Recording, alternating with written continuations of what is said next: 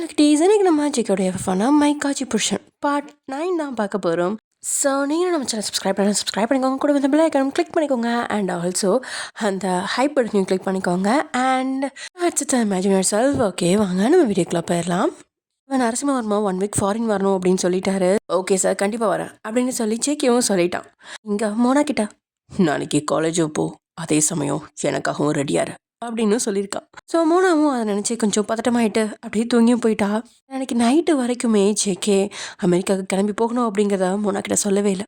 Evening டைமில் பிரகாஷ் ஹாஸ்பிட்டல்லேருந்து வந்ததும் அவனுக்கு முன்னாடி வச்சு மோனாக்கிட்டேயும் அவன்கிட்டையும் இன்னைக்கு நைட்டு அமெரிக்காவுக்கு போகணும், அதோட நான் திரும்பி வர்றதுக்கு குறைஞ்சது 1 வாரமாக தான் ஆகும். முதல்ல அதை கேட்ட மோனாக்கு மகிழ்ச்சியாக இருந்தாலும் ஏனோ அவன் தன்னை விட்டு போகிறான் அப்படிங்கிறத நினச்சி பார்க்கையிலே அவளுக்கு கவலையாக இருக்குது. கடந்த 1 வாரமாகவே ஜேகே ஆஃபீஸ் கூட போகாமல் தினமும் வீட்டில் இருந்ததும் தினமும் அவனோட அணைப்புக்குள்ளேயே தூங்கினதாலையும் இப்போ திடீர்னு அவளை தனியாக விட்டுட்டு அமெரிக்கா போகிறான் அப்படின்னு சொன்னது மனசுக்கு ரொம்ப கஷ்டமாக இருக்கு. இருந்தாலும் இன்னைக்கு அவன் கிட்ட இருந்து தப்பிச்சிட்டோம் அப்படின்னு ஒரு சின்ன மகிழ்ச்சியும் அடி மனசுக்குள்ளே வந்து போகுது. அவனோட முகத்தோட மாற்றத்தை பார்த்த ஜேகே, என்ன மோனா, நான் அமெரிக்கா போகிறதுல உனக்கு சந்தோஷம் இல்லையா? அதான் நீ இன்னைக்கு எனக்கு வேணும்னு நான் சொல்லியிருந்தேன்ல. ஆனால் இப்போ நீ அதுலேருந்து தப்பிச்சிட்ட, அப்படி இருந்தும் முகத்தில் அதுக்கான சந்தோஷம் இல்லையே. உடனே அவ சோகமாக முகத்தை வச்சுக்கிட்டு, நீங்கள் கண்டிப்பாக இன்னைக்கு அமெரிக்கா போய் தான் ஆகணுமா அப்படின்னு கேட்குறான். அவள் அப்படி கேட்பா அப்படின்னு பிரகாஷும் சரி ஜேகேவும் சரி சுத்தமாக எதிர்பார்க்கல. அதில் அவளை குழப்பமும் பார்த்து பிரகாஷ், என்னம்மா அவன் போகிறதுல உனக்கு விருப்பம் இல்லையா? அப்படி இல்லைண்ணா, இப்போ 1 வாரமாக அவர் வீட்டில் இருந்தாரா, இப்போ திடீர்னு போகணும்னு சொன்னதும் எனக்கு என்ன சொல்கிறதுனே தெரில. அவளோட தோளில் கையை போட்டு அப்படியே அவன் பக்கத்தில் இழுத்து ஜேகே, அப்படிலாம் ஒன்றும் இல்லை, ஆனால் இப்போ முக்கியமான ஒரு விஷயம் சொல்ல போகிறேன், அதை நீ கண்டிப்பாக கேட்டு தான் ஆகணும். அதை கேட்ட மோனாவும் என்ன அப்படிங்கிற மாதிரி ஜேகேவை பார்க்க, நான் வர்ற வரைக்கும் நீ காலேஜ் போகக்கூடாது. ஏன்னா காலேஜ் போகக்கூடாதா? ஆமாம் மோனா, பிரகாஷ் எல்லா நேரமும் உன்னை கூட்டிகிட்டு போவான் கூட்டிகிட்டு வந்துடுவாங்கிறத எதிர்பார்க்க முடியாது.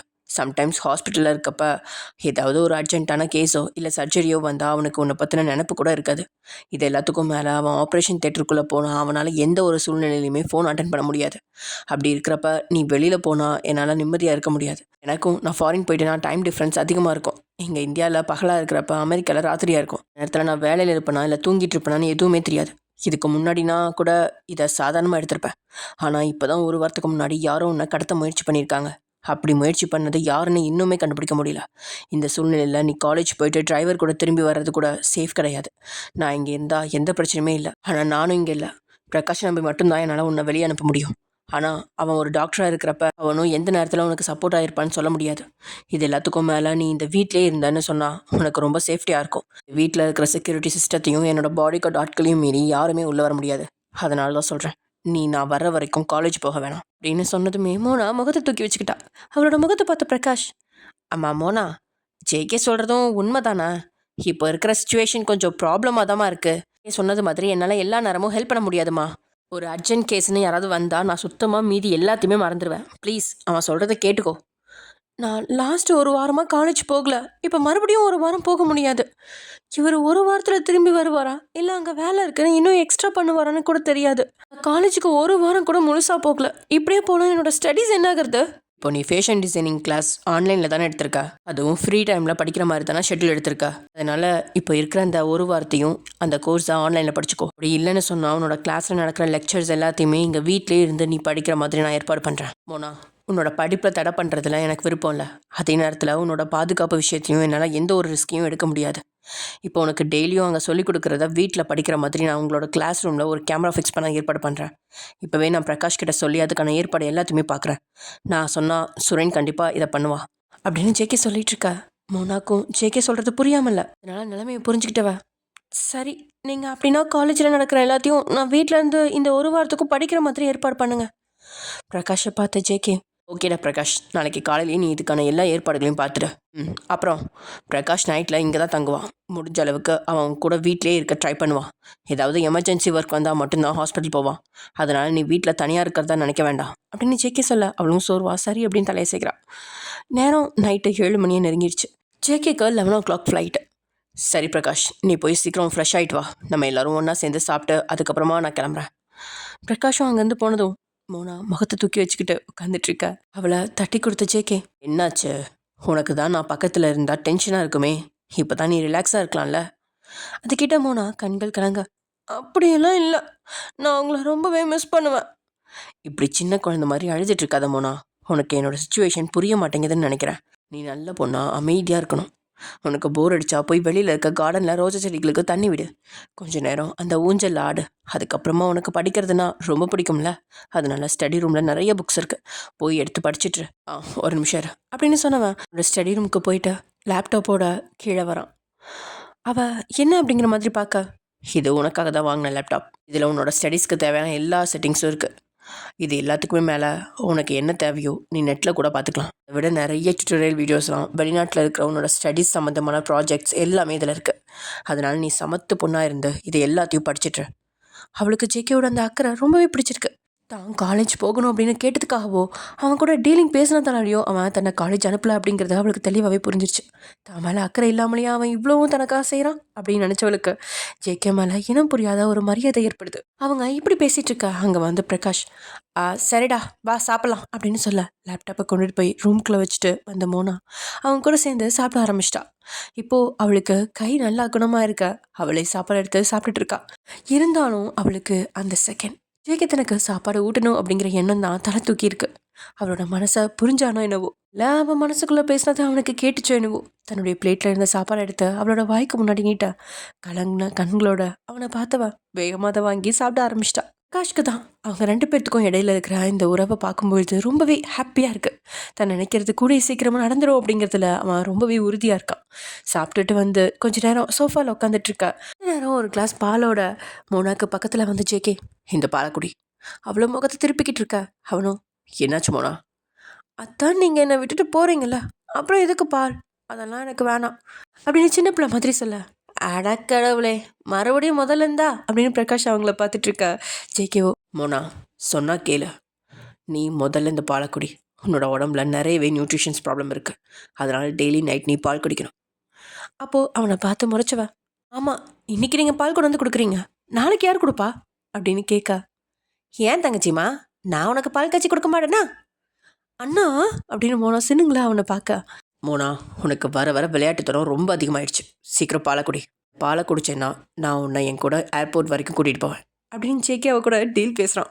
அதை கேட்டவ அடுத்த நொடியே அவன் கையில் இருந்த அந்த பால் கிளாஸை வாங்கி மண்டன்னு அதில் இருந்த பால் எல்லாத்தையுமே குடிச்சு முடிச்சிட்டா. அவன் முன்னாடி பால் கிளாஸ் நீட்டவ, நீங்கள் சொன்னது மாதிரி நான் பால் குடிச்சிட்டேன், அதே மாதிரி நீங்கள் எனக்கு ப்ராமிஸ் பண்ண மாதிரி என்னை ஏர்போர்ட் கூட்டிகிட்டு போகணும். அவளோட தலையிலேயே கொட்டினவன், கூட்டிகிட்டு போகிறேன், சீக்கிரம் போய் ரெடியாகு அப்படின்னு சொல்லிட்டு தன்னுடைய ரூம்குள்ளே போயிட்டான். பிரகாஷ் மோனாவுக்கு பக்கத்தில் போய், தங்கச்சிமா நீ என் ஃப்ரெண்டை நல்லாவே மாற்றிட்ட, இப்போ பாரு உன் பேச்சுக்கு பூம்பூ மாடு மாதிரி தலையாட்டுறான். அவன்கிட்ட யாருமே குரலை உயர்த்தி பேச மாட்டாங்க, அவன் சொன்னது தான். இப்போ நீ அவனை படுத்துகிற பாடு இருக்கே பார்க்க எனக்கு ஜாலியாக இருக்கு. பிரகாஷ் சொல்லிட்டு இருக்கா. டேய் அங்கே என்னடா சத்தம்? இல்லை மச்சி, நான் தங்கச்சிமாவை போய் ரெடியாக சொன்னேன் அப்படின்னு சொல்லிட்டு, ஓகே தங்கச்சி நீ போய் ரெடியாகு, நானும் போய் ரெடி ஆகிட்டு வந்துடுறேன் அப்படின்னு சொல்லிட்டு தான் என்னுடைய ரூமுக்குள்ளே போயிட்டான். ஜேகே அவளை தான் கூட அழைச்சிட்டு போகிறதா சொன்னதுமே அவளோட மனசுக்குள்ளே கொஞ்சம் சந்தோஷம் எட்டி பார்க்குது. அந்த சந்தோஷத்தோடு போய் ட்ரெஸ்ஸை மாற்றிட்டவ வெளியில் வந்து ஜேகே ஹாலில் வெயிட் பண்ணிகிட்ருக்கா. ஜேகே எப்பயும் போல் தேவையான திங்ஸ்லாம் எடுத்து வச்சுட்டு அந்த ட்ராலியை தள்ளிட்டு வர மோனா வச்ச கண்ணு வாங்காமல் மாடிப்படியில் இறங்கி வர ஜேகேவே பார்த்துட்ருக்கா. மோனா கிட்ட வந்து ஒரு கார்டை நீட்டினவன், இந்த கார்டை வச்சுக்கோ, ஏதாவது எமர்ஜென்சினா இதுலேருந்து பணம் எடுத்துக்கோ. உடனே மோனாவோ, அதான் நான் இந்த வீட்டை விட்டு எங்கேயும் போகக்கூடாதுன்னு சொல்லிட்டீங்களே, அப்புறம் எதுக்கு எனக்கு கார்டு, எனக்கு ஒன்றும் வேணாம் அப்படின்னு கோவமாக சொல்கிறான். அவளோட கையில் அந்த கார்டையும் ஒரு 500 ரூபாய் நோட்டு கட்டையும் தெளிச்சுவேன். நீ வெளியே எங்கேயும் போகலன்னா கூட பரவாயில்ல, இதை நீ உன் கையில் வச்சுக்கோ, ஏதாவது அவசரம்னு சொன்னால் அவனுக்கு கேஷ் தேவைப்படும் அப்படின்னு சொல்லிட்டு, டே பிரகாஷ் சீக்கிரம் வாடா டைம் ஆகுது அப்படின்னு சொல்லி கூப்பிட்றான். என்ன அப்படியே எல்லாரும் சேர்ந்து அந்த ஜேகேயோட ப்ரைவேட் ஜெட் இருக்கிற ஏரியாவுக்கு போகிறாங்க. இது வரைக்கும் மோனா அந்த மாதிரி ஒரு இடத்துக்கு போனதே கிடையாது. ஏர்போர்ட் போயிருக்கா, ஆனால் அந்த மாதிரி ப்ரைவேட் ஜெட் ஏரியாவுக்கு போனது கிடையாது. அதுக்கு மேலே ஜேகே வச்சிருக்க அந்த சின்ன விமானம் போன்ற அந்த விமானத்தை பார்த்ததும் கிடையாது. அந்த ஃப்ளைட்டை அவள் வெளி விரிச்சு பார்த்துட்ருக்க. அவளை பார்த்து ஜேகே, மோனா ஃப்ளைட் கிளம்புறதுக்கு டைம் இருக்கு, நீ உள்ளே வந்து பாரு. அவளும் சரின்னு சொல்லி ஜேகேவோட அந்த விமானத்துக்குள்ளே ஏறி பார்க்குறான். ரொம்பவே ஒரு லக்ஸரியான ஒரு ஃப்ளைட்டாக இருக்குது. இது உங்களோட சொந்த விமானமா அப்படின்னு அவள் ஆச்சரியமாக கேட்கா. ஆமாம், என்கிட்ட 3 ஃப்ளைட் இருக்குது, இதுதான் இருக்கிறதுலே சின்னது. நான் தனியாக எங்கேயாவது போகிறதுன்னு சொன்னால் இதில் தான் போவேன். இதில் மேக்ஸிமம் ஒரு 5 பேர் தான் ட்ராவல் பண்ண முடியும். ஓ அப்படின்னு அவள் சொல்லிட்டு அந்த ஃப்ளைட்டை சுற்றி சுற்றி பார்த்துட்ருக்கா. இந்த ஒரு ரூமுக்கு போன ஜேகே மோனாவை அந்த ரூமுக்குள்ளே இழுத்து அவளை இருக்குமா நினச்சிக்கிறான். ஏனோ இத்தனை நாள் அவ கூட ஒன்றா ஒரே வீட்டில் இருந்துட்டு அவனுக்கும் அவளை விட்டு போகிறதுக்கு ரொம்பவே கஷ்டமாக இருக்குது. அவனுக்கும் தன்னுடைய இந்த மாற்றத்தை பார்க்கும்பொழுது வினோதமாக தான் இருக்குது. அவன் என்றைக்குமே யாருடைய அன்பு கீழையும் அடங்கி இருக்கிறது கிடையாது. ஆனால் மோனாவோட விஷயத்தில் அவன் முழுசுமாக மாறியிருக்கான். ஏனோ அவளுக்கும் அவனோட அணைப்பு தேவையாக இருக்கா. அமைதியாக அவன் அணைப்புக்குள்ளே கட்டுண்டு இருக்கா. அப்போது அவள் செவிகளில் இதழுரச நீ என்ன ஹக் பண்ண மாட்டியா அப்படின்னு அவன் கேட்க, அந்த கேள்வியில் அவளை அறியாமலே அவளோட கைகள் அவனை கட்டிக்குது. கொஞ்ச நேரத்துல 2 பேரும் ஒருத்தரோட அணைப்புல இன்னொருத்தர் தங்களை மறந்து இருக்காங்க. அப்படியே அவளை தாங்கிட்டு இருந்து விளக்குனா ஜேகே அவளோட முகத்தை கைகளில் ஏந்தி அவனை தீல ஆழமான ஒரு முத்தத்தை வைக்கிறான். அதில் அவள் கண்கள் மூடினபடியே இருக்க அவளோட செவிதழ்கள் அவனை கட்டி இழுக்குது. ஏனோ அவளோட இதழ்களில் தேன் எடுக்க நினச்சவாங்க. அடுத்த செகண்டே அவளுக்கு கிஸ் கொடுக்குறான். அதை கொஞ்சம் கூட எதிர்பார்த்ததமோ நான் அதிர்ந்து போய் கண்களை திறந்து பார்க்க அவன் கண்களால் என்ன அப்படிங்கிற மாதிரி அவளை கேட்குறான். அவளும் என்ன செய்யறதுன்னு தெரியாம விழிகள் தடுமாறினபடியே அவனை பார்க்க அவளோட லிப்ல டீப்பாக விழுந்துச்சான்னு தான் சொல்லணும். அவளோட இதய துடிப்பு அதிகரிச்சுக்கிட்டே இருக்கா. ஒரு கட்டத்துக்கு மேலே அவளுக்கு அவனோட முத்தத்தை தாங்க முடியாமல் மூச்சு முட்ட ஆரம்பிச்சிருச்சு. அவளோட நிலையை பார்த்து அவளை தாங்கிட்ட இருந்து விளக்குனவன் அவளோட 2 கண்ணங்களையும் மாறி மாறி கிஸ் பண்ணிட்டேன். நான் வர்ற வரைக்கும் இது எனக்கு போதும், நான் வந்ததுக்கு அப்புறமா உன்னை முழுசா எடுத்துக்கிறேன் அப்படின்னு சொல்கிறான். ஏனோ அவனோட முத்தத்தை கூட அவளால் ஏற்றுக்க முடிஞ்சாலும் அவனோட இந்த வார்த்தைகள் தான் அவளால் ஏற்றுக்கவே முடியல. அதில் கொஞ்சம் தயங்கினபடி அவள் தலை குனிஞ்சு நிற்க அவன் அவளோட தாடையை பிடிச்சி தன்னை பார்க்கும்படி நிமித்தினவன். இன்னும் உனக்கு என்னை பார்க்க பயமாக இருக்கா என்ன? அவன் முதல்ல இல்லை அப்படின்னு தலையாட்டினவ, அதுக்கப்புறம் ஆமாம் அப்படின்னு தலையாட்டி, அப்புறம் எல்லா பக்கமும் தலையாட்ட அவளோட தலையிலேயே தட்டினவன். உன்னோட தலை தனியாக கழண்டு விழுந்துற போது ஏதாவது ஒரு பக்கமாக தலையாட்ட. அதில் வேகமாக அவனை நெருங்கி அவன் ஷோல்டரில் முகத்தை புதைச்சவ, நீங்கள் சீக்கிரமாக வந்துடுங்க, நான் உங்களை ரொம்பவே மிஸ் பண்ணுவேன் அப்படின்னு சொல்லிட்டு இருக்கா. கண்டிப்பாக நான் சீக்கிரமாக வந்துடுவேன், நீ பத்திரமா இருக்கணும் அப்படின்னு சொல்லி அவளை தாங்கிட்ட இருந்து பிரிச்சவன். சரி வா, டைம் ஆயிடுச்சு, கீழே கொண்டு போய் விடுறேன் அப்படின்னு சொல்ல அவளும் மனசே இல்லாமல் அவனை விட்டு பிரிஞ்சு அவன் கூட கீழே இறங்குறான். கீழே வந்தவன் பிரகாஷை பார்த்து, பிரகாஷ் உன்னை நம்பி தான் நான் மோனாவை விட்டுட்டு போகிறேன், அவளை பத்திரமா பார்த்துக்கோ, என்ன பிரச்சனைனாலும் எந்த நேரமானாலும் நீ எனக்கு கால் பண்ண அப்படின்னு சொன்னவன் மறுபடியும் மோனாவை இழுத்து அனுப்பிச்சு அவளோட நெத்தியில் முத்தத்தை கொடுத்துட்டு ஃப்ளைட்டில் ஏறான். போகிற அவனையே கலங்கின விழிகளோட பார்த்துக்கிட்டு இருந்த மோனா அவன் உள்ளே போனதுமே திரும்பி தேம்பி அழ ஆரம்பிச்சிட்டா. அவளுக்கு பக்கத்தில் வந்த பிரகாஷும் அவளோட தோளில் கையை போட்டு ஒரு ஃப்ரெண்ட்லி ஹக் கொடுத்தவன், என்னடாமா அவன் தான் 1 வீக்கில் வந்துடுவான், இதுக்கெல்லாம் சின்ன குழந்தை மாதிரி அழலாமா அப்படின்னு சொல்லி அவளை ஆறுதல் படுத்த ட்ரை பண்ண அடுத்த சில நிமிடங்களே அந்த ஃப்ளைட் அங்கேருந்து கிளம்ப பிரகாஷ் மோனாவை கூட்டிகிட்டு வீட்டுக்கு கிளம்பிட்டான். ஏனோ அந்த வீட்டுக்குள்ளே இப்போ நுழையும் போது மோனாவுக்கு ரொம்பவே வெறுமையாக இருக்குது. ஃபஸ்ட்டு ஜேகே வீட்டுக்கு வந்ததையும் அவன் தான் கூட நடந்துக்கிட்ட விதத்தையும் அப்புறம் தான் சித்தி செஞ்ச காரியத்தையும் ஜேகே கூட அவள் செஞ்ச ஒப்பந்தங்களையும் இப்போது தான் மனசு ஜேகேவை தேட்டத்தையும் நினச்சி பார்த்தவளுக்கு தன்னுடைய மாற்றத்தை அவளாலே நம்ப முடியல. எனக்கு என்னாச்சு, அவர் என்ன காசு கொடுத்து அவரோட சந்தோஷத்துக்காக தான் வாங்கி வச்சுருக்காரு, அப்புறம் இதுக்காக நான் அவரை மிஸ் பண்ணுறேன், அவர் கூட இருக்கணும்னு ஆசைப்பட்றேன். நிஜமாவே எனக்கு அவர் கூட சேர்ந்து இப்போது லைஃப் ஸ்டார்ட் பண்ணுறதுக்கு இஷ்டம் இல்லை தானே, அப்படி இருந்தும் ஏன் அவர் என் கூட இருக்கணும்னு நான் நினைக்கிறேன் அப்படின்னு தனக்கு தானே கேள்வி கேட்டுக்கிறான். இப்படியாவே அன்னைக்கு நைட் பொழுது கடந்திருக்க மறுநாள் காலை சீக்கிரமாக மோனா எழுந்திரிச்சிட்டா. ஏன்னா அவளால் ஜேகேவோட அருகாமை இல்லாமல் சரியாக தூங்கக்கூட முடியல. அவள் எழுந்து வெளியே வர அப்போ தான் பிரகாஷும் தன்னுடைய ரூம்லேருந்து வெளியே வரான். இருங்கண்ணா, நான் உங்களுக்கு காஃபி போட்டு எடுத்துகிட்டு வரேன் அப்படின்னு சொன்னவ கிச்சன் போய் அவளுக்காக காஃபி போட்டு எடுத்துகிட்டு வரான். அவளோட கையில் 3 கப்பு காஃபி இருக்கிறத பார்த்து பிரகாஷ், என்னாச்சு மோனா, யாருக்கு இந்த காஃபி அப்படின்னு கேட்க அப்போ தான் அவளுக்கு ஜேகே வீட்டில் இல்லை அப்படிங்கிற நினைவே வருது. இல்லைண்ணா, அது நான் மறந்து போய் அவருக்கு அப்படின்னு வார்த்தைகள் தடுமாற அவனை பார்த்துட்டு நின்றுட்டு இருக்கா. அதான் மோனா, நான் சொன்னேன்ல, முன்னாடி நீ அவன் கூட சேர்ந்து இந்த வீட்டில் தங்குறதுக்கே யோசிச்சுட்டு இருந்த, இன்னைக்கு அவன் உன் பக்கத்தில் இல்லைங்கிறத நினச்சி ரொம்பவே கஷ்டப்படுற. உன்னோட வாழ்க்கை கண்டிப்பாக மாறும், அதனால சந்தோஷமாயிரு. சொல்லப்போனால் இந்த சின்ன பிரிவு கூட ஜேகே மனசில் உன்னை பற்றின எண்ணங்களை வளர்க்குறதுக்கும் உன் மேலே இருக்கிற அவனோட பாசம் காதலாக மாறுறதுக்கும் சந்தர்ப்பம் தரும். நம்ம வாழ்க்கையில் நடக்கிற எல்லாத்தையுமே நல்லா தான் நினச்சிக்கோ. அவனும் சரி அப்படிங்கிற மாதிரி தலையாச்சிட்டு அங்கே இருக்கிற 3வது கப் காஃபியை வெறுமையாக பார்த்தபடியே தன்னுடைய காஃபியை குடிக்க ஆரம்பிச்சிட்டா. காஃபி குடிச்சு முடிச்ச பிரகாஷ், இருமா மோனா, நான் சீக்கிரமாக காலேஜுக்கு போகணும், நான் சுரேன் கிட்ட பேசுகிறேன், உங்கள் கிளாஸில் மற்ற ஸ்டூடெண்ட்ஸ்லாம் வரதுக்கு முன்னாடியே போய் கேமரா ஃபிக்ஸ் பண்ணும், அப்போ தான் உன்னோட கிளாஸ் தொடங்குற டைமில் நீ இங்கேருந்து படிக்க முடியும். நீ போய் குளிச்சுட்டு ரெடி ஆயிரு, நான் சீக்கிரமாக போய் கேமரா எல்லாம் ஃபிக்ஸ் பண்ணிட்டு வந்துடுறேன். அதுக்கப்புறம் நம்ம 2 பேரும் சேர்ந்து பிரேக்ஃபாஸ்ட் சாப்பிடலாம். நான் வீட்டில் இல்லாத நேரத்தில் நீ முடிஞ்ச அளவுக்கு வீட்டை விட்டு வெளியே வராத, ஈவன் கார்டனுக்கு கூட வராத, நான் 1 ஹவரில் வந்துடுவேன். அதுக்குள்ளே நீ ரெடியாகி உன்னோட ஸ்டடீஸ்க்கு தேவையான எல்லாத்தையுமே அரேஞ்ச் பண்ணிட்டு அப்படின்னு சொல்லிட்டு அங்கேருந்து கிளம்பிட்டான். அவளும் சரின்னு சொல்லிட்டு ரெடியாக ஆரம்பிச்சிட்டான். அதே சமயம் இங்கே தன்னுடைய நீண்ட பயணத்தில் ஃப்ளைட்டில் போயிட்டு இருந்த ஜேகேக்கு என்ன முழுசுமே மோனாவை பற்றி தான் இருக்குது. அதனாலையுமே மோனாவோட அருகாமையில் இல்லாமல் நிம்மதியாக இருக்கவே முடியல. மோனா என்ன செய்வா, அவள் எந்திரிச்சிருப்பாளா, காலையில் காஃபி குடிச்சிருப்பாளா, சாப்பிட்ருப்பாளா அப்படின்னு அவளோட நினைவிலேயே உழந்துட்டு இருக்கான். ஏனோ அவனோட மனசு அவள் கூட பேசணும் அப்படின்னு துடிச்சிட்ருக்கு. வானத்தில் பறந்துட்டு இருக்கும்போது ஃபோன் பேச முடியாது அப்படின்னு நினைக்க அவனுக்கே அந்த டெக்னாலஜி நினைக்க வெறுப்பாக இருக்குது. என்னது, எல்லா இடத்துலையும் மொபைல் பேசுகிறோம், ஃப்ளைட்டில் போகிறப்ப மட்டும் ஏன் மொபைல் பேச முடியல? இதுக்கு ஒரு சொல்யூஷனை யாரும் கண்டுபிடிக்க மாட்டாங்களா அப்படின்னு அவன் தனக்குள்ளேயே நினச்சிட்டு இருக்கான். ஃப்ளைட்டில் போயிட்டு இருக்கும்போது, பாடா இந்த ஃப்ளைட் ட்ராவல் மட்டும் தான் மனுஷனுக்கு நிம்மதியை கொடுக்கும், யாருமே ஃபோன் எடுத்து மனுஷனை தொந்தரவு பண்ண மாட்டாங்க அப்படின்னு நினைக்கிறவன் இன்னைக்கு அந்த ஃபோன் இணைப்பு இல்லையே அப்படின்னு வருந்திட்டு இருக்கான். இப்படியே மோனவன் நினச்சபடியே இருந்தவன் காலையில் ஒரு 8 மணிக்கு அப்புறம் தான் தன்னையும் மறந்து தூக்கத்தை தழுவி இருந்தான். டைம் ஸ்கிப் ஆகுது. மோனா காலேஜில் நடக்கிற பாடங்களெல்லாம் பார்த்து படிச்சுக்கிட்டு இருந்தாலும் அவளோட மனசு முழுசுமே ஜேகேவோட நினைவுகள்லேயே சுற்றிட்டு இருக்கு. ஆனால் ஸ்டடீஸில் கூட சரியாக கவனம் செலுத்த முடியல. ஜேகே, நீங்கள் இல்லாமல் எனக்கு படிக்க கூட மனசு வரல. புக்கை திறந்தாலே உங்களோட நினைவாகவே இருக்குது. நான் உங்களை எவ்வளோ மிஸ் பண்ணுறேன் தெரியுமா? ஐ மிஸ் யூ அப்படின்னு சொன்னபடியே தான் முன்னாடி இருந்த புக்கெல்லாம் மடிச்சு வைக்கலாம். கொஞ்ச நேரத்தில் ஈவினிங் ஆகிடா. அவளுக்கும் ஜேகே சொன்னது மாதிரி அந்த ரோஜா தோட்டத்துக்கு போய் அதை ரசிக்க கூட மனசு வரல. அவளோட ரூம் பால்கனியில் உட்காந்தபடியே அந்த ரோஜா தோட்டத்தை வெறிச்சு பார்த்துட்டு இருந்த மோனாவோட மனசு ஃபுல்லாகவே ஜேகேவோட பிரிவு துயரம் தான் நிறைஞ்சிருக்கு. ஜேகே, நீங்கள் இல்லாத இந்த தனிமை கூட எனக்கு கொடுமையாக தான் இருக்குது.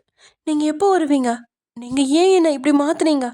ஒவ்வொரு நிமிஷமும் உங்கள் அன்பை ஊட்டி என்னை கட்டி போட்டு வச்சிட்டீங்க. ப்ளீஸ் ஜேகே, சீக்கிரமாக வாங்க. ஐ ரியலி மிஸ் யூ அப்படின்னு அங்கே தூரத்தில் தெரிஞ்ச ரோஜா செடிகளை பார்த்து பேசிகிட்டு இருக்கா. ரொம்ப நேரமாக மோனாவை காணலை அப்படின்னு நினச்ச பிரகாஷ் அவளோட ரூம் கதவை தட்டிட்டு உள்ளே வர அந்த ரூமில் மோனாவை காணவே இல்லை. அதில் ஒரு நொடி பதறினவன் அதுக்கப்புறம் அவளோட பால்கனிக்கு போகிற அந்த கதவு திறந்திருக்கா அங்கே போய் பார்க்குறான். மோனாவோ ரொம்பவே சோகமாக தலையை முழங்கால புதைச்சபடியே அந்த ரோஜா பூக்கள் பார்த்தபடியே ஏக்கமாக உட்காந்துட்ருக்கா. என்னடாமா ஜேகேவை நினச்சிட்டு இருக்கியா? அவன் இன்னும் 5 மணி நேரத்துக்கு அப்புறமா தான் அமெரிக்காவுக்கே போய் ரீச் ஆவான். அது வரைக்கும் நீ இப்படியே சோகமாக உட்காந்துருக்க போறியா? உள்ள வா, நேரம் ஆகுது, சாப்பிட்லாம். ஏனோ அவளுக்கு சாப்பிட கூட மனசு வரல. அன்னைக்கு காலையும் கூட ஏதோ கடமைக்குன்னு சாப்பிட்ருந்தா. அதையும் பிரகாஷ் அவளை மிரட்டி சாப்பிட வச்சான். ஆனால் இப்போ அந்த சாப்பாட்டு மேஜையில் பிரகாஷ் கூட தனியாக சாப்பிடணும் அப்படின்னு நினச்சவளுக்கு கண்கள் எல்லாம் கலங்க ஆரம்பிச்சிருச்சு. அவளோட நிலையை பார்த்த பிரகாஷ், என்னடாமா அவன் கால் பண்ணுறப்ப நீ அவன் கூட சந்தோஷமாக பேசுறதுக்கு உடம்புல தெம்பு வேணாமா என்ன? அதனால வா அப்படின்னு சமாதானப்படுத்தி அவளை சாப்பிட்டு அழிச்சிட்டு போகிறான். அதே சமயம் எங்க அமெரிக்காவில் தான் கையில் கட்டியிருந்த வாட்சை பார்த்தபடியே நரசிம்மவர்மா, ஏகே, இனி உன் வாழ்க்கையில் நடக்கிற எல்லா விஷயத்தையும் தீர்மானிக்க போகிறத நான் தாங்கிறத நான் முன்னாடியே முடிவு பண்ணிட்டேன். என்னோட அனுமதி இல்லாமல் இனி உன்னோட வாழ்க்கையில் எதுவுமே நடக்காது அப்படின்னு சொல்லிட்டு இருக்கான். ஜேகேவோட விமானம் நரசிம்மவர்மாவோட தனிப்பட்ட விமான நிலையத்தில் தரையிறங்க அடுத்த நொடியே அவன் மோனாக்கு கூப்பிடலாம் அப்படின்னு ஃபோன் எடுக்கிறதுக்குள்ளேயே நரசிம்மவர்மா அங்கே வந்து சேர்ந்துருந்தார். அவனால் அவருக்கு முன்னாடி மோனா கூட பேச முடியாது அப்படின்னு தோண, நான் அமெரிக்கா வந்துட்டேன், உனக்கு நைட்டு கால் பண்ணுறேன் அப்படின்னு மோனாக்கு ஒரு மெசேஜை தட்டி விட்டவன் நரசிம்மவர்மா கூட போக முடிவு செஞ்சிட்டான். அப்போ தான் நரசிம்மவர்மா ஜேகேக்கு பக்கத்தில் வந்து அவன் கூட கை குலுக்கி, வாங்க JK, really happy to see you. நிஜமாவே உங்களுக்கு அதிர்ஷ்டமான காலம் தான் நினைக்கிறேன் அப்படின்னு சொல்கிறாரு. ஏன்னோ அவர் இப்படி சொன்னதுமே ஜேகே மனசு அவனையே அறியாமல் மோனாக்கிட்ட போகுது. ஏன்னா அன்னைக்கு ஒரு நாள் இப்படி தான் ஜேகே வாழ்க்கையில் நல்லது நடந்திருக்கா. பிரகாஷ் கூட அது மோனா வந்த அதிர்ஷ்டம் அப்படின்னு சொல்லியிருந்தான். அதை நினச்சி பார்த்தவனுக்கு அவனையே அறியாத ஒரு மெல்லிய புன்முறுவல் இதில் வர அதை பார்த்து நரசிம்மவர்மா, என்ன ஜேகே, ரொம்ப ஹாப்பியாக இருக்கீங்க போல அப்படின்னு கேட்குறாரு. அப்படியோ தன்னை சமாளிச்சவன், இருக்காதா சார், உங்கள் கூட சேர்ந்து வேலை பார்க்குறதெல்லாம் எவ்வளோ அதிர்ஷ்டம், அந்த சந்தர்ப்பம் எனக்கு தானே தேடி வந்திருக்கு, அந்த சந்தோஷம்தான் அப்படின்னு சொல்ல கேட்ட நரசிம்மவர்மாவோட உதடுகளில் லேசான புன்னகை வருது. அது மகிழ்ச்சியோட புன்னகையா இல்லை தந்திர புன்னகையா இல்லை ஏழன புன்னகையா அப்படிங்கிறது அவருக்கு மட்டும்தான் வெளிச்சம். அதே சமயம் இங்கே பிரபாகரனுக்கு கூப்பிட்ட எக்ஸ் அப்படிங்கிற ஒரு நபர் எப்படியாவது மோகனாவை கடத்தணும் அப்படின்னு சொல்லிட்டு இருக்கா. அதை கேட்ட பிரபாகரன், அந்த பொண்ணை இப்போ காலேஜ் போகிறதே இல்லை சார், சொல்ல போனால் ஜேகே வீட்டில் இருந்து அவள் வெளியிலே வரதில்லை. ஆனால் ஜேகே இப்போ இந்தியாவிலே இல்லை, அமெரிக்கா போயிருக்கான். அப்படி பார்க்குறப்ப நம்மளால் ஈஸியாக அந்த பொண்ணை கடத்திட முடியும் அப்படின்னு அந்த எக்ஸ் அப்படிங்கிற நபர் சொல்கிறான். இல்லை எக்ஸ்ஜி, ஜேகேவோட வீடு ரொம்பவே செக்யூரிட்டியாக இருக்கும். இது எல்லாத்துக்கும் மேலே அவனோட கெஸ்ட் ஹவுஸ் இருக்கிற ஏரியாக்குள்ளே கூட நம்மளால் போகவே முடியாது. அங்கே இருக்கிறது எல்லாமே ரொம்பவே பணக்காரங்க அப்படிங்கிறதுனால போலீஸ் பாதுகாப்புலேருந்து செக்யூரிட்டி செக்அப் வரைக்கும் ஹை லெவலில் இருக்கும். அப்படின்னா நீ இப்போ என்ன சொல்ல வர பிரபாகரன்? உண்மையை சொல்லணும்னா ஜேகேவோட அந்த வீட்டுக்குள்ளே போகிறதுக்கு அவனோட ஃப்ரெண்டு பிரகாஷ்க்கு மட்டும்தான் அனுமதி இருக்கு. அவனோட அம்மாவுக்கு கூட அந்த வீட்டுக்கு போக அனுமதி இல்லை. அவங்கள கூட அந்த ஜேகே வீட்டுக்கு போகிற ஏரியாவுக்குள்ளேயே விட மாட்டாங்க. இப்படி இருக்கிறப்ப ஜேகே கட்டுப்பாட்டுக்குள்ளே இருக்கிற அந்த பொண்ணை எப்படி எங்களால் கடத்த முடியும்? ஒன்றும் அவள் அந்த வீட்டை விட்டு வெளியே வரணும், இல்லைனா காலேஜ் போகணும். இது ரெண்டுமே நடக்கலைன்னா நம்மளால் அவளை நெருங்க கூட முடியாது அப்படின்னு அந்த பிரபாகரன் சொல்ல அவன் சொல்கிறதுல இருந்த உண்மை அந்த எக்ஸ் அப்படிங்கிற நபருக்கும் புரியுது. இருந்தாலும் அவருக்கு ஜேகே கூட இருக்கிற அந்த பொண்ணை ஏதாவது செய்யணும் அப்படின்னு எண்ணம் மட்டும் மேலோங்குது. ஜிகே, நீ உன்னோட பிஸ்னஸில் எவ்வளோ வேணாலும் உயரத்துக்கு போகலாம். ஆனால் உன்னோட வாழ்க்கையில் ஒரு பொண்ணு கூடவும் நீ சந்தோஷமாக இருக்க முடியாது. அதுக்கு நான் அனுமதிக்கவும் மாட்டேன். நீ எப்படி அந்த பொண்ணு கூட சந்தோஷமாக இருக்கிறங்கிறத நானும் பார்க்குறேன் அப்படின்னு நினச்சவன், ஓகே பிரபாகரன், நீ கண்டினியூஸாக அந்த பொண்ணை அப்சர்வ் பண்ணிட்டே இரு, சந்தர்ப்பம் கிடைக்கிறப்ப அவளை தூக்கிடு அப்படின்னு சொல்லிட்டு காலை கட் பண்ணிட்டான். அட கடவுளே, நான் நிறையவே இல்லீகல் பிஸ்னஸ் பண்ணிட்டு இருக்கிறது எவ்வளோ தப்புன்றது இப்போ தான் எனக்கு புரியுது. தேவையில்லாமல் யாரோ ஒரு எக்ஸன்றவன் கிட்ட என்னோட ஆதாரங்களெல்லாம் மாட்ட வச்சு நான் படுற பாடு இருக்கே அப்படின்னு தண்ணியை வந்துக்கிட்டு உட்காந்துட்டு இருக்கான் பிரபாகரன். அவனுக்கு ஜேகே கூட நல்லாவே தெரியும். அவன் கூட மோதினா உயிருக்கு உத்தரவாதம் இல்லை அப்படின்னு தெரிஞ்சுமே எக்ஸ் அப்படிங்கிற நம்பருக்காக ஜேகேவை எதிர்த்து போராடிட்டு இருக்கான்.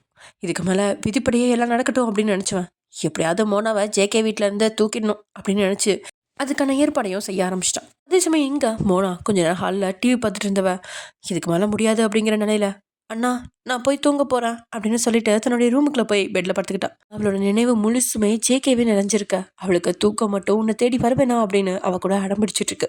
தன்னுடைய மொபைலை எடுத்து பார்த்தவளுக்கு ஜேகேவோட ஃபோட்டோ ஒன்று கூட இல்லை அப்படின்னு நினைக்கல. மனசுக்கு ரொம்பவே கஷ்டமாக இருக்கு.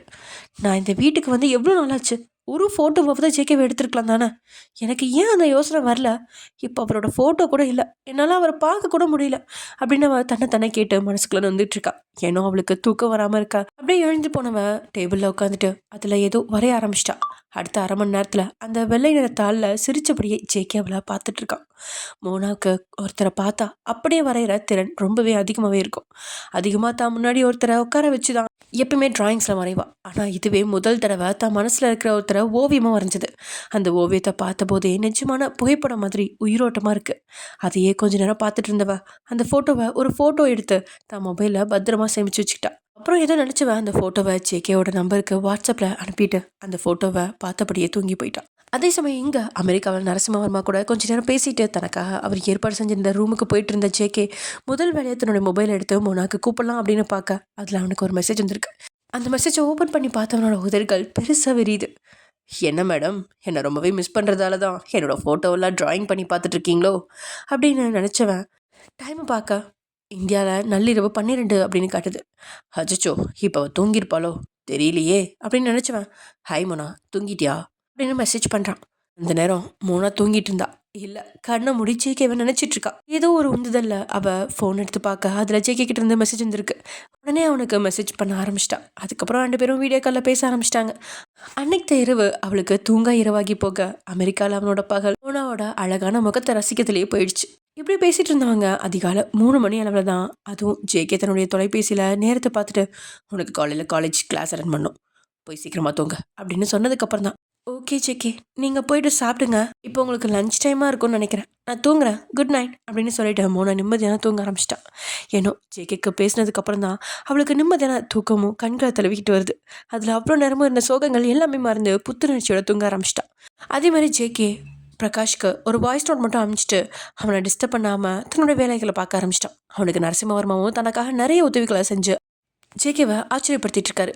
இந்தியாவில் நிறைய கம்பெனிஸ் இருக்குது, நான் நம்பர் 1ல் இருக்கிறதுனால தான் இவர் எனக்கு இவ்வளோ ஹெல்ப் பண்ணுறாரா, இல்லைனா இந்த உதவிக்கு பின்னாடி ஏதாவது பின்னோக்கம் இருக்கா அப்படின்னு நினைக்க ஆரம்பிச்சிட்டான்.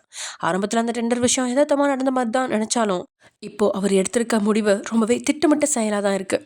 அவருக்கு இதை இந்திய கம்பெனிகளோட தான் சேர்ந்து செய்யணும் அப்படின்ற அவசியம்லாம் எதுவும் கிடையாது. அவருக்கு தேவை அப்படின்னா இந்தியாவில் இருக்க சில திறமையான சிவில் இன்ஜினியர்ஸை மட்டும் கூப்பிட்டு அமெரிக்காவில் இருக்க வேலையை செய்யலாம் அப்படின்னு தோணுச்சு. ஆனால் எதுக்காக அவர் தன்னை அழைச்சிருக்காரு அப்படின்னு சிந்திச்சவனுக்கு பதில் மட்டும்தான் கிடைக்கல. இப்படி டைம் ஸ்கிப் ஆக அந்த நாட்கள் வாரங்களாக கடந்துக்கிட்டு இருக்கு. நரசிம்மவர்மா சொன்னது மாதிரி ஜேகேவோட வேலை அமெரிக்காவில் ஒரு வாரத்தில் முடியல. அவனோட வேலையோ 1 மாதமாக அமெரிக்காவில் நடந்துட்டுருக்கு. ஒரு கட்டத்துக்கு மேலே ஜேகேக்கு நரசிம்மவர்மா மேலே சந்தேகம் வர ஆரம்பிச்சிருச்சு. என்ன 1 வாரத்தில் முடியும்னாரு, அப்புறம் 2 வாரத்தில்னாரு, 1 மாதத்துக்கு மேலே ஆயிடுச்சு. நடக்கிறது எல்லாத்தையும் பார்க்குறப்ப ஒரு வேணும்னே என்னை அமெரிக்காவில் வச்சிருக்க ட்ரை பண்ணுற மாதிரி இருக்கே அப்படின்னு யோசிக்க ஆரம்பிச்சிட்டான். நரசிம்மவர்மாவோட திட்டமும் அதுதானே. ஜேகே அவ்வளோ சீக்கிரத்தில் இந்தியா போகிறத அவர் விரும்பலை. காரணம் அவருக்கு தான் தெரியும். மோனா கூட ஜேகே தினமும் ஃபோனில் வீடியோ காலில் பேசுகிறதும் மோனா காலேஜில் நடக்கிற அந்த ஸ்டடீஸ் எல்லாத்தையுமே வீட்டிலேருந்தே கேமரா மூலிமா படிக்கிறதுமா அவங்களோட நாட்கள் கடந்துட்டுருக்கு. ஆரம்பத்தில் ஜேகேயோட பிரிவுனால் ரொம்பவே வாடிக்கிட்டு இருந்த மோனாக்கு இப்போது அவனோட பிரிவு ஓரளவு பழகியிருக்கா. அவள் சகஜ நிலைக்கு திரும்பிட்டான்.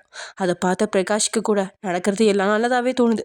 அதுக்கு முக்கிய காரணம் அவன் ஜேகே மாறிட்டான் அப்படின்னு நினச்சிட்டு இருக்கா. ஆனால் அவனும் மோனா என் முகத்துக்காக மட்டும்தான் நான் பணம் கொடுத்து வாங்கியிருக்கேன், அப்படின்னு சொன்னது பெருத்த ஏமாற்றத்தை கொடுக்குது.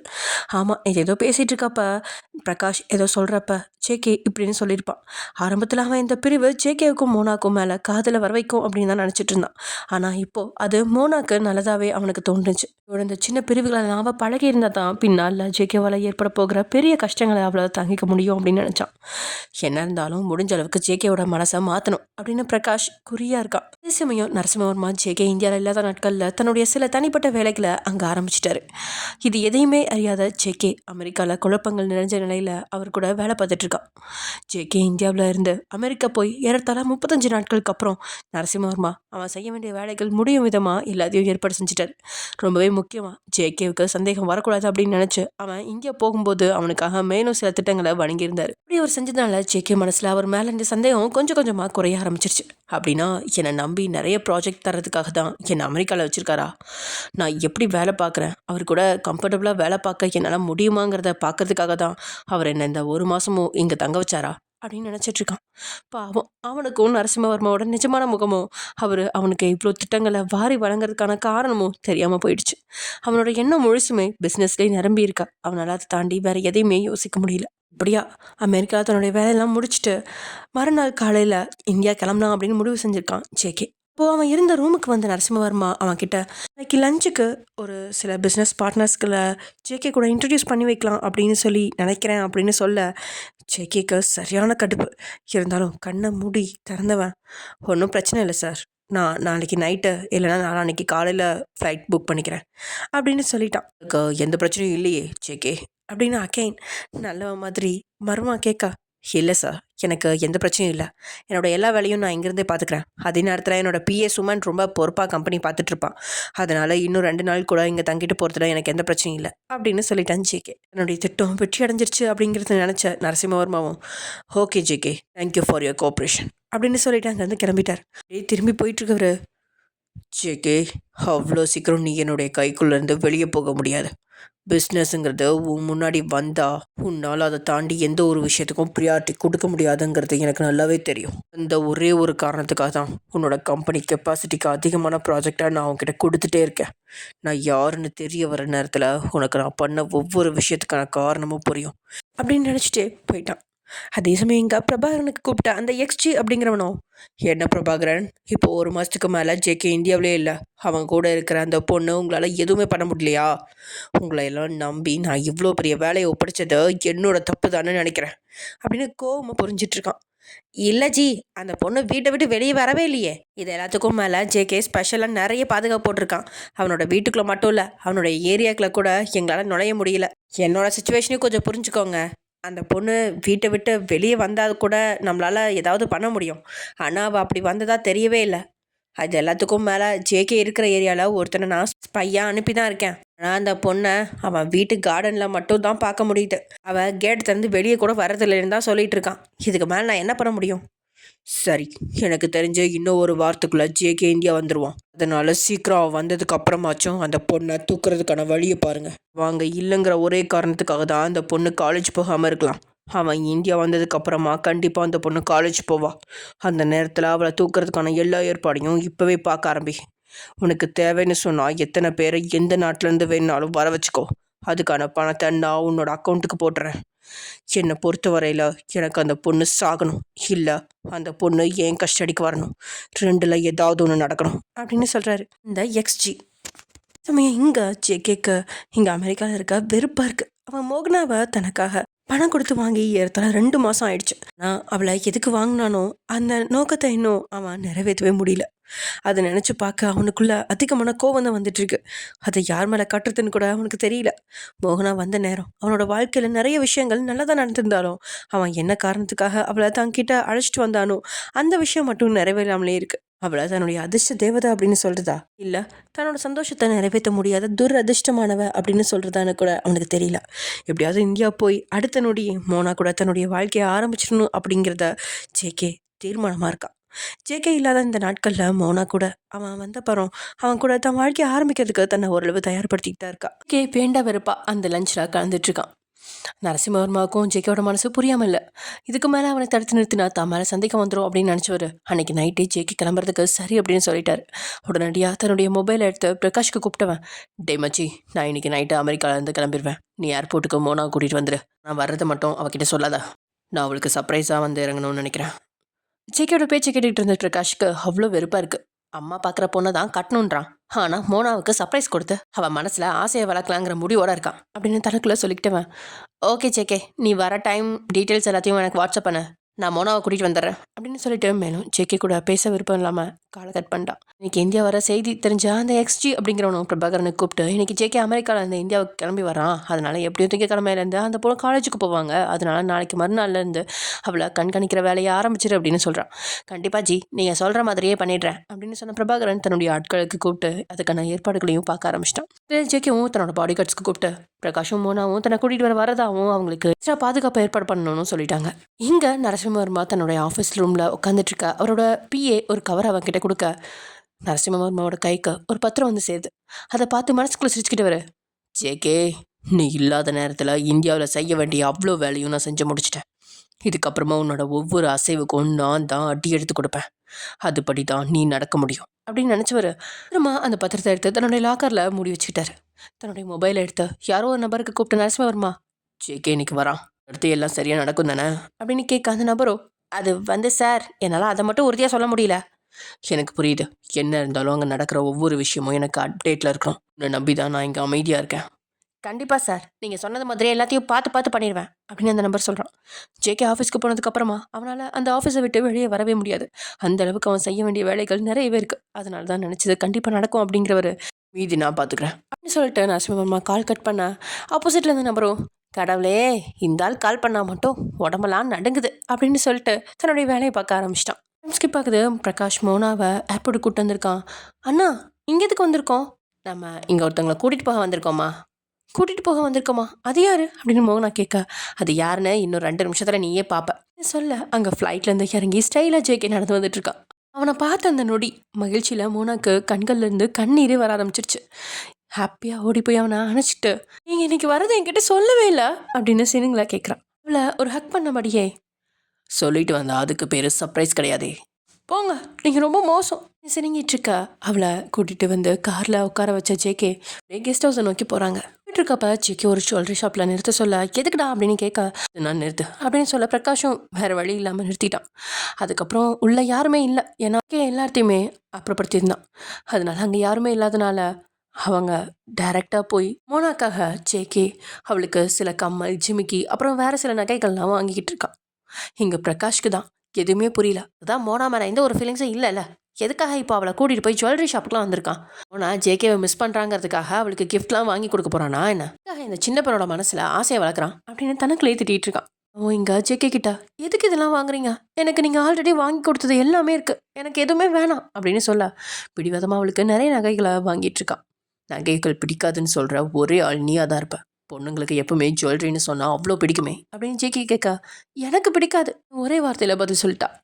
ஆனால் ஜேகே மோனாவை வற்புறுத்திட்டு இருக்கா. அவளும் ஒரு கட்டத்துக்கு மேலே மறுக்க முடியாமல் அவன் வாங்கி கொடுக்குற நகைகள் எல்லாம் போட்டு பார்த்து அவனுக்கு காட்டிகிட்டு இருக்கா. நடக்கிறதெல்லாம் பிரகாஷ் வேண்டாம் வெறுப்பா பார்த்துட்டு இருக்கான். அவனுக்கு மோனாவோட முகத்தில் தெரிஞ்ச மகிழ்ச்சியை பார்க்க மனசுக்குள்ள ஏதோ ஒன்று இறுக்கி பிடிக்கிற மாதிரி வேதனையாக இருக்குது.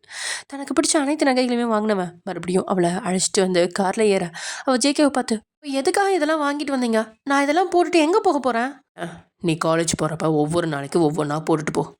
அவளும் சரி அப்படிங்கிற மாதிரி தலையாசைக்கிறான். அவங்க கொஞ்ச நேரத்தில் ஜேகேயோட வீட்டை அடைஞ்சிருக்கா. பிரகாஷ் ஜேகே கிட்ட, டே மச்சி, நான் ரொம்ப நாளாக ஹாஸ்பிட்டல் போகல, அதனால் இப்போ நான் ஹாஸ்பிட்டல் கிளம்பி போகிறேன். இப்போ மோனா கூட இருப்ப தானே? ஜேகேவும், சரிடா, நீ கிளம்பு, நான் பார்த்துக்கிறேன். இருந்தாலும் நீ நைட்டுக்கு கிளம்பி வீட்டுக்கு வந்துடு. பிரகாஷும் சரின்னு சொல்லிட்டு அங்கேருந்து கிளம்பிட்டான். ஜேகேவும், நான் ஃப்ரெஷ் ஆகிட்டு வந்துடுறேன் அப்படின்னு சொல்லிட்டு போக அவன் வரதுக்குள்ளேயே ஒரு காஃபி எடுத்துகிட்டு வந்து அவன் முன்னாடி சோஃபாவில் வச்சுவ, சீக்கிரம் சூடாகிறதுக்குள்ளே குடிங்க அப்படின்னு சொன்ன அவனும் அவளை இழுத்து தான் மடியில் உட்கார வச்சுவன் டைட்டாக ஹக் பண்ணி கிஸ் பண்ண ஆரம்பிச்சிட்டான். அவனோட அந்த திடீர் தாக்குதலை எதிர்பார்க்காத மோனா முதல்ல அதிர்ந்து போய் அவனை பார்த்தவ அப்புறம் அமைதியாக இருக்கா. அவனும் கிஸ் கொடுத்துட்ருக்கான். அவள் வீட்டில் வந்ததுக்கப்புறம் முதல்ல போய் ட்ரெஸ் எல்லாம் மாற்றிட்டு வந்திருந்தா. ஜேகே அவளுக்கு சொன்னது மாதிரி வீட்டில் இருக்கும்போது பாவாடை தாவணி தான் அவள் போட்டிருக்கா. ஹேண்ட்ஸோ அவளோட ஹிப்பை அளவெடுக்க ஆரம்பிச்சிருச்சு.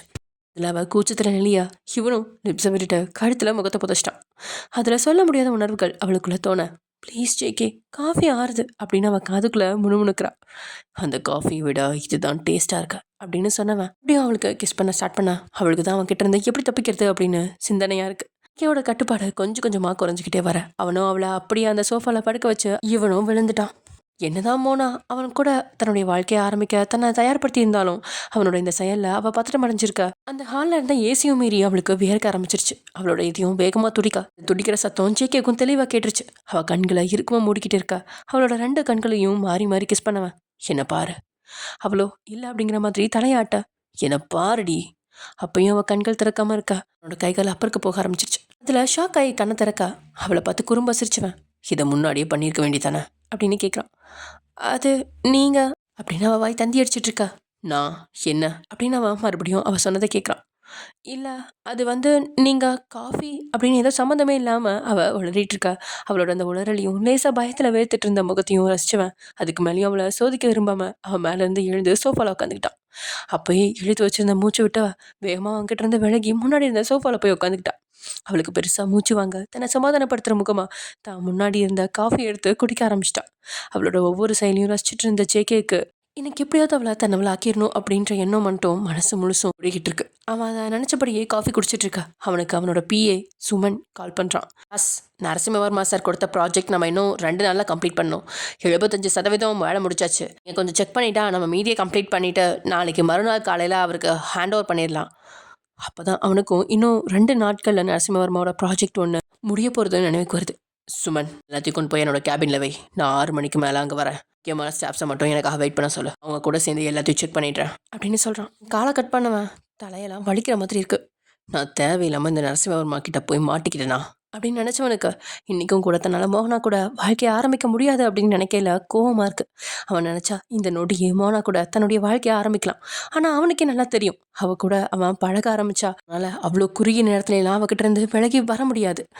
அதனால தான் சரி அவள் எங்கே போகிறா இங்கே தானே இருக்க போகிறா. வர்ம வேலையை முடிச்சு கொடுத்துட்டு 2 நாளைக்கு அப்புறமா வந்து இவளை பார்த்துக்கலாம் அப்படின்னு நினச்சவன் காஃபியை குடிச்சு முடிச்சுட்டு அப்படியே மோனாவை அள்ளைக்கா கைகளை தூக்கிக்கிட்டு அவனோட ரூமுக்கு போகிறான். அதில் வேகமாக மோனாவோட இதயம் துடிக்க ஆரம்பிக்க அவளுக்கோ ஐயோ இவர் என்ன பண்ண போகிறாரு அப்படிங்கிற பயம் தொத்திக்குது.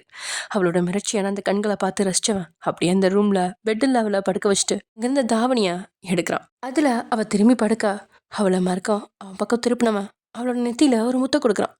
அவனுக்கு 25 வயசு ஆயிடுச்சு. இப்போ வரைக்கும் அவனால் யார் கூடயும் ஒன்றா இருக்க முடியல. அதனாலேயே அவனோட ஃபர்ஸ்ட் டைம் மனசுக்கு பிடிச்சதாக இருக்கணும் அப்படின்னு அவன் நினச்சிட்ருக்கா.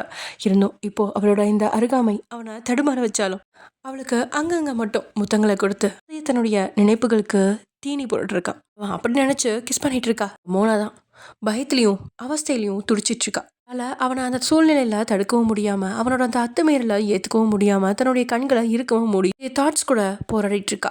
அங்கங்கே கடிச்சு கூட வைக்கிறான். அவன் தலையை இறுக்கி பிடிச்சவ வெளிவராத குரலை ஜேகே அப்படின்னு கூப்பிட்றான். அது அவனை இன்னும் வெறியேற்ற இன்னும் சில வேலைகள்லாம் பார்த்துட்டு இருக்கான். இப்போ கரெக்டாக அவனோட ஃபோனுக்கு ஒரு கால் வர எடுத்து பார்த்தா அது அவனோட பிஏ சுமன் தான். பாஸ் நேரமாவது நீங்கள் கிளம்பிட்டீங்களா அப்படின்னு கேட்க அப்போ தான் அவன் மணியை பார்க்க மணி 5:30 அப்படின்னு காட்டுது. அவன் 6 மணிக்கு வரதா சொல்லியிருக்கான். அதனால் நீ எல்லா அரேஞ்ச்மெண்ட்ஸும் ஸ்டார்ட் பண்ணிவிடு, இன்னும் ½ அன் ஹவரில் அங்கே வருவேன் அப்படின்னு சொன்ன ஜேகேவும் அவனோட பதிலில் கூட காத்திருக்காம காலை கட் பண்ணிட்டான். அவன் திரும்பி மோனாவை பார்க்க அவள் அப்பையும் கண்களை இருக்க மூடினபடியே கைகளால் தலையணியை அழுத்தி பிடிச்சிட்டு இருக்கா. அவனை பார்த்து ரசிச்சவன் அவளோட நெத்தியில் ஒரு முத்தத்தை கொடுத்துட்டு இப்போ நீ தப்பிச்சிட்டு தான் நினைக்காதா, இப்போ உன்னை எடுத்துக்க நினைக்கவே இல்லை, கூடி சீக்கிரம் நீ எனக்கு சொந்தமாயிடுவா அவளோட காதுகளில் சொல்லிட்டு போனதுக்கப்புறம் தான் கண்களை திறந்து தான் நிலைக்கு வந்த மோனா அந்த ரூம்லேருந்து தான் ரூமுக்கு ஓடிட்டான். தன்னுடைய ரூமுக்கு வந்த மோனா மூச்சு வாங்கிட்டே அவன் செஞ்ச செயல் எல்லாத்தையுமே யோசிச்சு பார்க்குறான். அவளுக்கு வெக்கம் ஒரு பக்கம் வந்தாலும் அவளுக்கு உடம்புல நடுங்க ஆரம்பிச்சிருச்சு. நான் எவ்வளோதான் என்னை ரெடி பண்ணி வச்சாலும் அவர் இந்த அளவுக்கு பழகிறதே என்னால் ஏற்றுக்க முடியலையே, அப்படின்னா அவர் கூட அப்படின்னு நினச்சவளுக்கு அதை கற்பனையில் கூட நினச்சி பார்க்க முடியல. ஐயோ கடவுளே, என்னால் ஜேகே என் புருஷன் அப்படின்னு நினச்சாலும் அவரோட நெருக்கத்தை நல்லா ஏற்றுக்க முடியல. ஆனால் எப்படி தான் இந்த கல்யாணம் பண்ணவங்களாம் எப்படி அப்படி இருக்காங்க அப்படின்னு யோசிச்சுட்டு இருக்கா. மோனா குளிச்சுட்டு ஒரு டவலை கட்டிட்டு வெளியில் வர இங்கே ஜேகேவும் அவளோட ரூம் கதவை திறந்துக்கிட்டு உள்ளே வரவும் சரியாக இருக்குது. அவள் அப்படி ஒரு குளத்தில் நிற்பா அப்படின்னு ஜேகேவும் எதிர்பார்க்கல. ஜேகே அந்த நேரத்தில் வருவான் அப்படின்னா அவளும் எதிர்பார்க்கல. அதில் கொஞ்சம் மோனா ஷாக் ஆகி கண்ணை மூடிட்டு நின்றுட்டு இருக்கா. அவளோட தலைமுடியிலேருந்து வடிஞ்சிட்டு இருந்த நீர் துளிகள் அவளோட கழுத்து வழியாக கீழே போகுது. அதை பார்த்தவனுக்கு ஒரு நேரமாக கோல்டு வாட்டில் குளிச்சும் இப்படியும் அவனுக்குள்ள ஃபயர் ஏரிய ஆரம்பிச்சிருச்சு. அவன் பக்கத்தில் நெருங்கினவன் அவளை தூக்கி பெட்டில் போட கண்களும் அகல விரியுது. தூக்கி போட்டதுல இவ வித்தவுட்ல இருக்க மோனாவோ ஜேகேயோட கண்களுக்கு பாரபட்சம் இல்லாம விருந்து போட்டுட்டு இருக்கா. ஜேகே சந்தோஷத்தோட உச்சிக்கே போக ஜேகே கிட்ட நெருங்க. அப்போ கரெக்டா சுமன் கிட்ட இருந்து மறுபடியும் கால் வருது. ஜேகே திரும்பாமலே நான் ஆஃபீஸ் போறேன், இன்னும் கொஞ்ச நேரத்துல பிரகாஷ் வந்துருவான் அப்படின்னு சொல்ல ஜேகே அவளோட ரூம்ல இருந்து வெளியே போயிட்டான். மோனாவும் ஜேகே காலை அட்டன் பண்ணதுமே இந்த பக்கம் பெட்ஷீட் எடுத்து ஃபுல்லா சுத்தி இருந்தா. ஜேகே இப்படின்னு சொல்லிட்டு போனதுக்கு அப்புறம் தான் அவ இருந்து தலையை மட்டும் வெளியே நீட்டி பாக்குறா.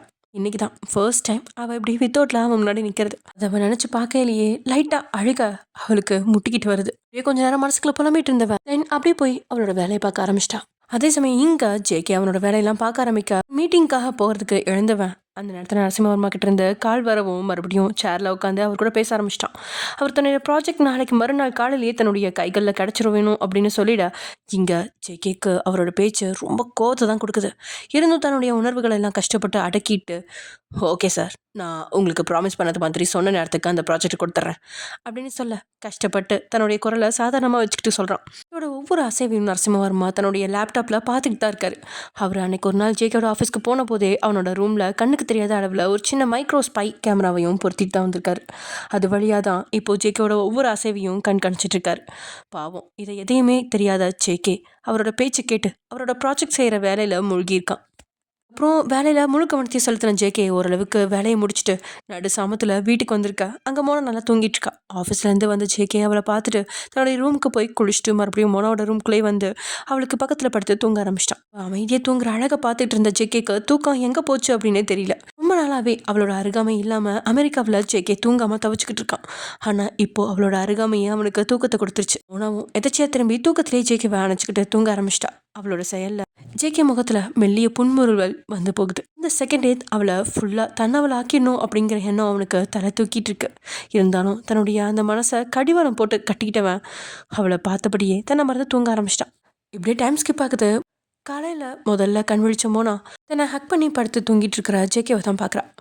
இவர் எப்போ வந்து என் பக்கத்தில் படுத்தாரு அப்படின்னு அவன் நினச்சிக்கிட்டே அவனை விளக்கிட்டு எழுந்திரிக்க பார்க்க அவனும் தன்னுடைய காலையும் கையும் அவன் மேலே போட்டுக்கிட்டு டெடிபிரியை கட்டி பிடிச்சி அதோட கழுத்தில் முகத்தை வச்சிருக்க மாதிரி தூங்கிட்டு இருக்கான்.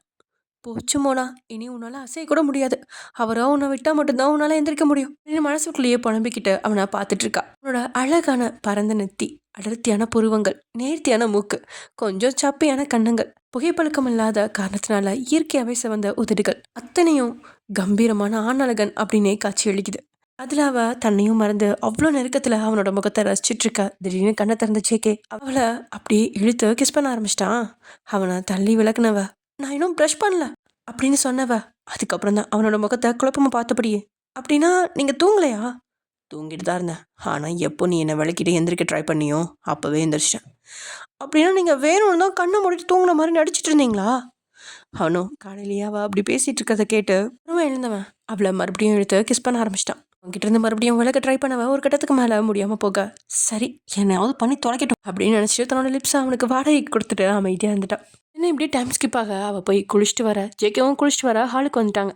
தென் அங்கே பிரகாஷும் வர எல்லாரும் சேர்ந்து அங்கே ஒன்றா சேர்ந்து காஃபியும் குடிக்கிறாங்க. ரொம்ப நாளைக்கு அப்புறம் அவன் அவளுக்கு பக்கத்தில் உட்காந்து அவள் கூட செல்லமாக கதைகள்லாம் பேசினபடியே காஃபி குடிச்சிட்டு இருக்கான் ஜேகே.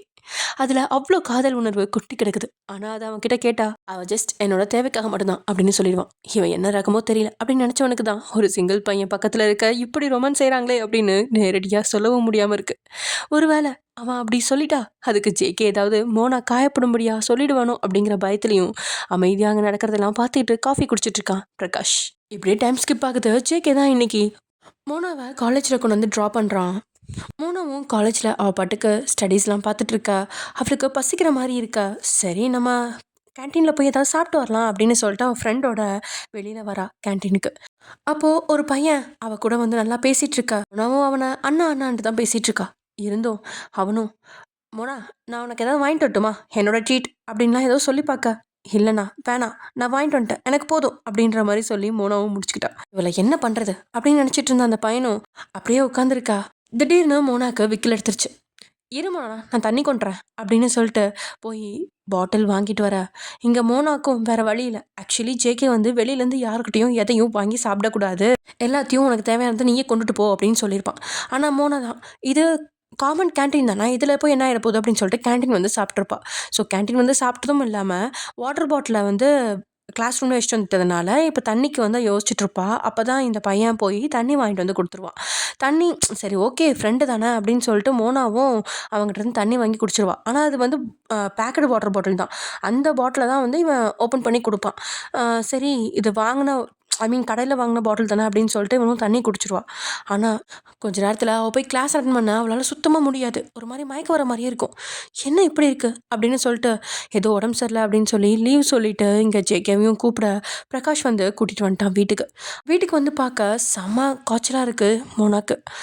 சரி மோனா, நான் உனக்கு ஒரு இன்ஜெக்ஷனும் டேப்லெட்டும் கொடுக்குறேன் அப்படின்னு சொல்லி மோனாக்கு டேப்லெட்டும் ஊசியும் கொடுத்து தூங்க வச்சுட்டு வந்து ஜேகேக்கு கால் பண்ணி சொல்ல ஜேகேவும் இல்லை ஏதாவது வைரஸ் காய்ச்சலாக இருக்க போது அவளை பிளட் டெஸ்ட் எடுத்து செக் பண்ணுங்கள் அப்படின்னு சொல்ல அந்த பிளட் டெஸ்ட் எடுத்து செக் பண்ணதும் தான் தெரியுது பிளட்டில் ஏதோ ஒரு ட்ரக் கலந்துருக்கு அப்படின்னு. அதுவும் உணர்ச்சிகளை தூண்டக்கூடிய ஒரு மருந்து.